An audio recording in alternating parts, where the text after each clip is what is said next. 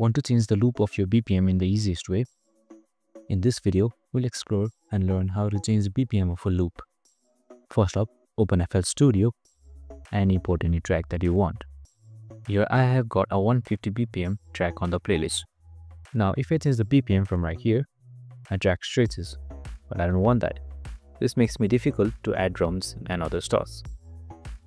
So for me to change the BPM without stretching the track, double click on the track, you're under the mode, click on resample and change it to stretch.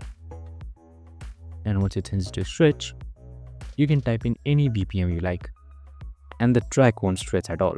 As you can see it right here, you can type in any BPM or you can put in any BPM but the track still does not change. And that's it. It's all simple as that. If this video helped, make sure to like, subscribe and tune in with us for more related videos. See you in the next one.